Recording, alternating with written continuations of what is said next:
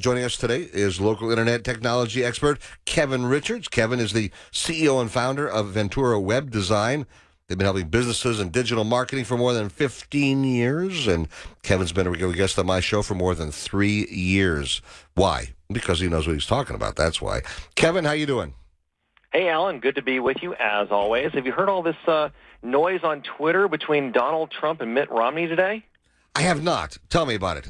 Yeah, they were just talking about it during the break. You got, Donald Trump and Mitt Romney, two billionaires. They're fighting on Twitter. That's what Twitter's all about. It's all for fighting. The most recent one was Mitt Romney. He says, "Methinks the Donald doth protest too much. Show voters your back taxes." And he puts in their hashtag, "What is he hiding?" And then, of course, in true Donald fashion, he responds back to Romney and says, "I'm going to do what Mitt Romney was totally unable to do, win." Wait a minute. This was the same crap that Harry Reid used against Mitt Romney. Yeah, and now he's using it against why? Okay, I don't know why he's doing this. I don't know. Well, that's why I say it's fun to watch the wealthy fight against one each other publicly on Twitter. You know, there's a lot of backroom discussions going on, and we only get to see the 140 characters. Wow, I mean, really, wow. This is it's pretty amazing. All right. I knew there was something going on, but I wasn't sure about the whole story here. So, I'm disappointed in Romney for a lot of reasons. I don't want to get into that. I want to talk about Facebook expanding beyond the like button. I noticed that sometimes I can do that, and sometimes it doesn't let me do it. I don't know what's going on here. Well, I'm not going to say on live radio in front of thousands of people that it might be user error, but Oh my gosh! Listen to this. I put the like and sometimes those little, what do they call them? Emotes, or what do they call them? They're called reactions, is what it's called. Facebook reactions. Facebook has finally given in to the bombardment of requests from its users to offer them something to say other than just like. So now you have several options. You can love a post, you can laugh at it, you can say wow, you can be sad, and of course you can be angry. So it's pretty interesting. You're no longer limited in your liking experience. All right, so this is something they've added brand new. They've been talking about doing this for a while, I know. They have. So let's address the user error portion of this. The way you do this is if you're on your desktop, you go to Facebook, obviously, and you find a post that you want to interact with, and then you take your mouse and you hover over the like button. And when you hover over it, it comes up with all your different options. Right. And then you just click one, and you're all set. All right. I started doing that earlier because you said, come on, Alan, practice, and I've been doing a little bit of it. Let's talk about real quickly. I want to talk about these store closings. The brick and mortar stores having problems. Best Buy, they're having their sales fell in the fourth quarter, and they're having some problems. Kohl's closing 18 underperforming stores. Sears closing at least 50. Kmart's having problems. Macy's, they're closing stores. They're having problems. Is everybody going to Amazon and stuff like that, or what? Well, this is what I've been doing for almost 20 years now, Alan. I focus primarily on e-commerce and digital marketing, and it's way back in the day, we've figured, this is how people are going to shop, and they're never going to go to stores ever again, and of course that was laughed at. And now it's turning out to be true. Think about the experience of getting in your car, driving all the way down to the store, getting there, finding that they don't have your size or they don't have the product that you were looking for. And then you pull out your smartphone while you're standing right there in that store.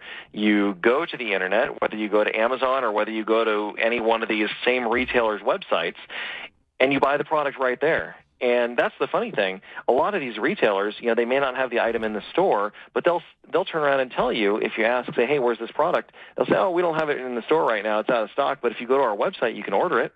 So even the retailers are pushing people to their own e-commerce stores. They're saying that H&M and Zara people are flocking there, not the Gap or Banana Republic or Old Navy. I don't know the specifics on. That's what they're saying. I'm at H&M now. I just went to H&M to see what they're doing, and it's like they have all the stuff for men, anything you want. This is amazing. I mean, really, it's huge. I mean, they're all going this way. Yeah, I know even Macy's is going online a lot. I mean, people are buying big time online. Yes, Macy's has done a great job of putting together their website, as has Penney. That's another one that's been really putting a lot of energy into that channel. It's one of the hard things to buy online is clothing, and they're kind of following that Zappos model. Zappos is based here in fabulous Las Vegas, yep. and they've set the standard. You have, I think it's 365 days to return, and I don't know all the the ins and outs of their rules, but it's very liberal in their rules because they want you to feel comfortable as a customer. Call us up or log on to our website, buy the item that you think you're going to like, we'll ship it to you, and if for whatever reason when it arrives it's not everything you've dreamed of, we'll make it easy for you to ship it back and try it again. Well, I have bought things online from Amazon as well as from Zappos, and recently too, as a matter of fact, and it's just, wow, it's right there. So, I mean, you have been predicting this for years. That is true. I hand you the credit for that. And I'm right there. I'm not the only one. I'm not the only expert saying that. It's a pretty obvious thing at this point. All right. Well, stay with me because I do want to talk also about this the whole thing with the Apple versus FBI. We have some things to talk about. Okay. It's not going away. It's still out there. All right. Well, hold on a second. Kevin Richards joining us from Ventura Web Design. Also, he is our tech expert right here on KXNT. Joining me on the KXNT live line is Kevin Richards, our tech expert. Our tech news always with him because he's the guy who founded Ventura Web Design, which, by way of disclosure, they also created AlanStock.com. And what a great job they did, by the way. So, Kevin, I just want to tell you real quick, in the interim, I was looking at online at H&M. They got some good-looking shoes there. They do, and I know we're all about promoting online stores. I'm just saying. I can't stop that. But as you know, my offices are actually located at downtown Summerlin. Yes. And right next to me, we're getting a huge H&M store. So they're going to be brick and mortar too.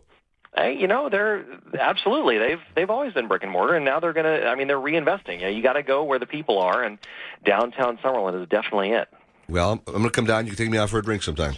Hey, absolutely. We overlook the Apple store, so we can always see people milling about. How cool is that? All right, let's talk about this Apple versus the FBI. So here's the deal. I know we've gone back and forth and back and forth. Listen, there are hackers who have volunteered their services for nothing to go into one phone, unlock that phone, open it up so the FBI can see whatever the hell's in that phone, which I think they should be allowed to do.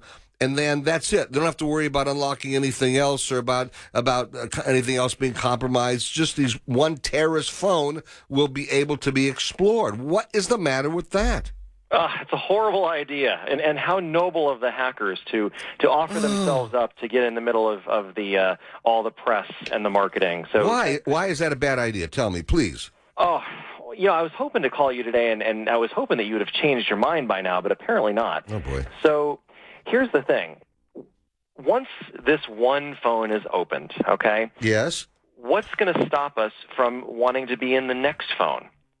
Wait. I'm just talking about one phone, opening one. I'm not talking about opening your phone or my phone or their phone. Right. One guy's phone, open that up. Why can't, I mean, you know more about that than I do. Why can't they open just one phone and see what's going on, and that's it, with that one phone? I don't understand.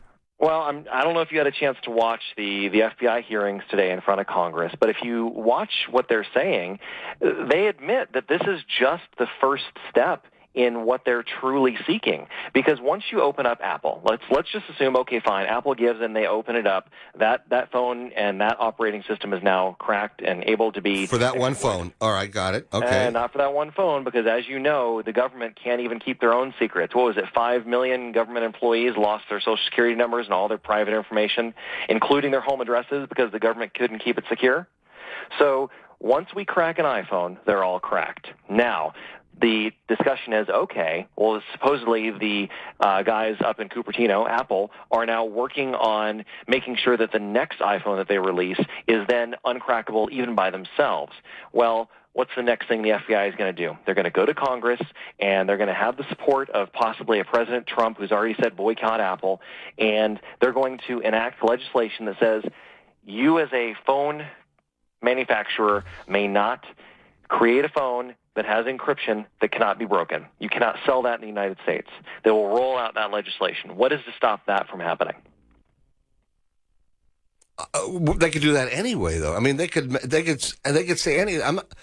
Listen. I'm not for going as far as you're suggesting that some people would like to go. I mean, you and I agree on a lot of that stuff. But I'm talking about one phone from one terrorist and trying to unlock that one phone, and to give the information to the FBI so they can see if there is if there was a plot that was further planned. I mean, that's my concern. I hear you, but right now there are other requests from other government agencies, other police departments that also want to get into phones for other purposes. Say there was a pregnant woman who was killed, and they want to get into her phone because they have no leads, and they want to figure out where she was or what was on her phone. Maybe there's something on that phone that'll lead them in the right direction. So is it wrong then to want to solve a crime? I mean, I'm just asking the question: is it wrong to want to solve a crime like that? I am a huge supporter of Metro and all law enforcement. I don't want to stand in their way, but I guarantee you that a lot of even those law enforcement officers don't want to see their privacy eroded by opening up the encryption on this phone. All right. All right. You know, I mean, so go back to my question that I asked a couple minutes ago. Would you be okay with the Congress enacting a law that says Apple and other manufacturers based in the United States may not sell a phone that has encryption that can't be broken? Would that be okay? You know, I've got mixed feelings on it. I mean, I really do. I mean, I'm not going to sit. I can play, magnanimous on one side or the other, but I really have mixed feelings. On one hand, I understand the idea. I don't want my phone looked into. I mean, not that I have anything on there that it'd be boring if the people looked at it. So it's not that big of a deal. No, I mean, it's nothing at all. Well, it's the old "I have nothing to hide" argument. Well, I do have nothing to hide, and I get that, and I get the idea, the concern of also having them look at everything and everybody else's stuff, and I get that. I'm not talking about people who I'm talking about terrorists who want to kill us, and I'm just thinking of myself that, I don't know. I'm just thinking, I want to be able to keep us safe. You might be right. You might be absolutely right in what you're saying. And that's why it's hard for me to tell you that I agree with you when I'm really uncertain about this whole thing. Well, the next argument that's going to come is Google and others have been pushing for a long time for everything on the internet to be encrypted. All of your searches that you do on Google, the traffic from your computer to Google and back to you, Google has encrypted that. Google wants everything on the internet to be encrypted to minimize the ability for hackers to get in between you and the website that you're actually working with. Tell you what, let me think about it. Let's reconnoiter next week and talk about it again, okay? We're going to have to, and it was also brought to my attention that I have yet to come down to your fabulous new studio. I've been with you in other studios. We will work that out. I'll talk to you. I'll give you a call. Get down there. I'll talk to you later on. Thank you for joining us. I appreciate it. We were talking with Kevin Richards of our Tech News, of course, with Ventura Web Design. You want to find out more about Ventura Web Design? Go to alanstock.com. On the right-hand side of the page, you'll see the Ventura Web Design logo. Click onto that, and you'll be able to get in contact with them. I'll be talking to you, Kevin. Thanks so much for joining us.